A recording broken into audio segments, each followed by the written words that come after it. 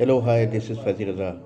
Today I discuss about obesity, पेट की चर्बी या मोटापा जिसे हम नॉर्मली कहते हैं। इसका शिकार सबसे ज़्यादा फ़ीमेल्स होती हैं। मेरा जो रेशियो है वो 90% फ़ीमेल्स ही मोटी होती हैं। मेल्स इतने मोटे नहीं होते हैं आफ्टर मैरिज, शादी के बाद।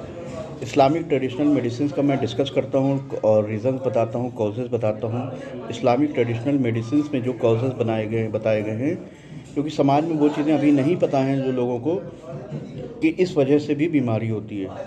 क्योंकि इस्लामिक ट्रेडिशनल मेडिसिन्स की मेरी स्टडी है, तो उसमें जो है मुझे चीज़ें पता हैं। और एक होता है एग्ज़ाम्पल, तजुर्बा, यानी प्रैक्टिकली।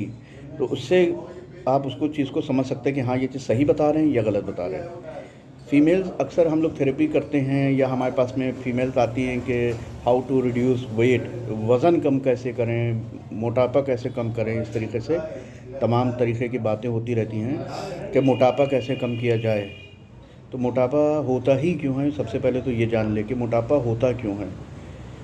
तो आज मैं मोटापा होता क्यों हूँ, अगर हम कारण बता देंगे तो मोटापा होगा नहीं। आजकल क्या होता है, कॉजेज़ कोई नहीं बताता है, डायरेक्ट ट्रीटमेंट स्टार्ट करता है। आप ये खाइए, ये पिए, योगा करिए। आप देखिए कि शादी के बाद ही फीमेल्स मोटी होती हैं। औरतें जो होती हैं शादी से पहले आप फ़ोटो देखिए, और शादी के 5 साल बाद, 2 साल बाद देखिए वो फूल जाती हैं। क्यों? क्यों? What is the reason why? जब तक हम क्वेश्चन मार्क नहीं लगाएंगे क्यों, क्या, तब तक हम रीज़न तक नहीं पहुंच सकते।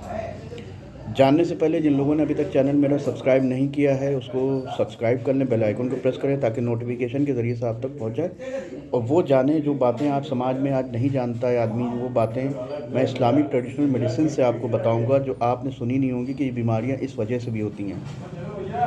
ठीक है, एक तो बात ये हो गई है। अब हम बात को शुरू करते हैं कि हमारी बीमारियां, ये मोटापा क्यों बढ़ता है, इसका वजह क्या है, इसका कारण। कुछ तो जेनेटिक होते हैं, चलिए ठीक है वो, लेकिन 90% फीमेल्स शादी हुई उसके 1 साल बाद, 2 साल बाद मोटी होने लगती हैं। कुछ की एग्जांपल आप उठाएंगे कि 1-2 लोग हैं जो मोटे हैं पैदाइशी, वो तो बाय बर्थ है, कंजेनाइटल हैं, बाय बॉर्न मोटे हैं और बढ़ते बढ़ते हो जाते हैं। उनकी बात नहीं कर रहा हूँ। जो शादी के बाद औरतें मोटी हो जाती हैं, मैं उनकी बात कर रहा हूँ। मोटी क्यों होती हैं? अल्लाह सुब्हानो तआला ने कुछ निज़ाम मर्द के और औरत के बनाए हैं, जिसका कुरान में भी ज़िक्र है, हदीसों में भी ज़िक्र है। कुरान में भी ज़िक्र है, हदीसों में भी ज़िक्र है। मर्द के बारे में बताया है कुरान में, औरत के बारे में बताया है। आप देखेंगे जब शादी होती है, फिर वो हामिला हो जाती है, प्रेग्नेंट हो जाती है, उसके बाद डिलीवरी होती है, अब वो फूलना स्टार्ट हो जाती है। ये इस टॉपिक को मैं कवर करने जा रहा हूँ। तो वो फूलती क्यों है, मोटी क्यों होती, अब मैं बता रहा हूँ। पीएचडी कर डालिए, डाटा कलेक्ट कर डालिए, एक हॉस्पिटल में, नर्सिंग होम में जाइए, वहाँ डाटा कलेक्ट करिए। फ़ोटोज़ लिए फीमेल्स के, जो मोटी औरतें हैं। सिर्फ एक वजह है, एक कारण है, नॉर्मल डिलीवरी। जिन फीमेल, मैं पूरा कॉज बता दिया, मैंने जड़ बता दी। जिन फीमेल्स की नॉर्मल डिलीवरी होती है वो दुबली रहेंगी, पतली नहीं रहेंगी, और मोटी नहीं होंगी, मोटी नहीं होंगी, फूलेंगी नहीं शादी के बाद। अल्लाह ने कुछ निज़ाम बनाए हैं जो मादे अंदर, हमल के दौरान औरत के अंदर मादे होते हैं, वो निफास बोलते हैं। निफास, हम लोग में गुस्ले निफास भी होता है, स्नान होता है पोस्ट डिलीवरी, बच्चा होने के बाद स्नान, इसको गुस्ले निफास बोला जाता है। निफास के ज़रिए से गंदगी, मादे जो उसके रहम में थे, उसके यूटेरस में थे, पेट में थे, वो निकल जाने चाहिए थे। होता क्या है, पैसे बनाने के चक्कर में डॉक्टर काट देते हैं पेट, जिसको आप लोग सिजेरियन बोलते हैं, ऑपरेशन बोलते हैं। जो अल्लाह ने निज़ाम बनाया था निकलने का, वो निकलता नहीं है, वो जिस्म में कलेक्ट हो जाता है। इसका सिर्फ इतना से वजह है कि औरतें फूल के गुब्बारा हो जाती है शादी के बाद। वो औरतें फूलेंगी, बात को समझ लिए, वो औरतें फूलेंगी जिनके ऑपरेशन हुए हैं, जो बच्चे जिन्हें जने हैं ऑपरेशन से, नॉर्मल डिलीवरी नहीं हुई है। गांव में आज भी नॉर्मल डिलीवरी होती है, जहाँ जहाँ पे वो औरतें बिल्कुल दुबली पतली रहती, फूलती नहीं हैं। गांव में मोटी औरतें नहीं मिलेंगी। जहाँ नॉर्मल डिलीवरी होती है, रिसर्च कर डालिए, वो औरतें दुबली पतली रहेंगी। जहाँ जिन औरतों ने ऑपरेशन करवाए हैं, क्योंकि उनका अल्लाह का जो निज़ाम है, जैसे मेरे पसीना निकल रहा है क्योंकि अभी यहाँ पे फ़िलहाल लाइट भी नहीं है और अचानक गर्मी भी है, अगर आप देख पा रहे होंगे। अल्लाह ने निज़ाम बनाया, एक्सक्रीटरी सिस्टम बोलते हैं। वेस्ट प्रोडक्ट जिस्म के ज़रिए से निकलते हैं, पसीना, स्पुटम यानी बलगम जो होता है, आंसू, ये भी एक वेस्ट प्रोडक्ट है। ये नज़ला ज़ुकाम जो होता है ये भी वेस्ट प्रोडक्ट है। ये जब अगर जिस्म से नहीं निकलेंगे तो बीमारियां हो जाएंगी। तो ऐसे ही जो है औरतों के निफास के ज़रिए से जो चीज़ नॉर्मल डिलीवरी के ज़रिए से निकलना चाहिए थी, ये चीज़ कुरान में भी है कि हज़रत मरियम अलैहिस्सलाम को जब विलादत का वक्त आया तो दर्द ज़ह हुआ, और इसी यही डिलीवरी का टाइम था। तो मैं कुरान से मैंने टच किया है बात ज़्यादा, क्योंकि हर कम्युनिटी का आदमी होता है तो इसलिए मैं ज़्यादा ब्रॉडली इसको नहीं बयान कर सकता हूँ। तो आप ये समझिए कि जो प्रोडक्ट निकलना चाहिए थे, वेस्ट प्रोडक्ट आपके जिस्म से फीमेल्स के डिलीवरी के बाद में वो नहीं निकले, आपके अंदर कलेक्ट हो गए, वो पूरी ज़िंदगी आपके साथ रहेंगे।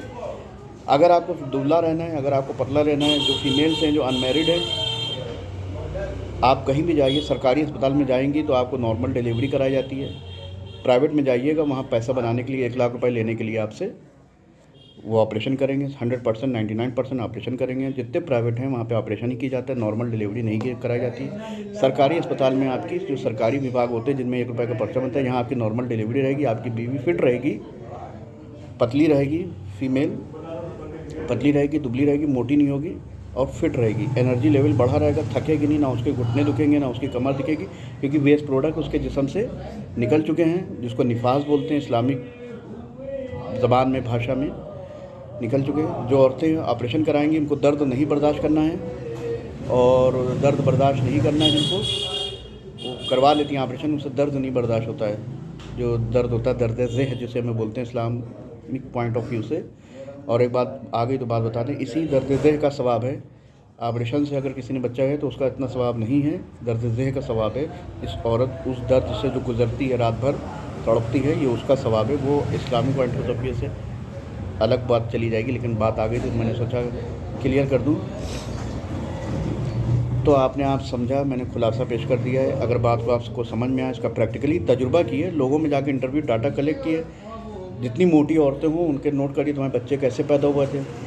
एक तरफ आ जाएगा, लिस्ट लिख डालिए और देख डालिए, जहाँ पे ज़्यादा आए, जिसे हम लोग वोटिंग बोलते हैं, पोलिंग बोलते हैं, डाटा कलेक्शन बोलते हैं, आप देख लीजिए। जितनी मोटी औरतें उनसे पूछ लीजिए भैया तुम्हारे बच्चे नॉर्मल पैदा हुए थे या जो है ऑपरेशन से हुए थे।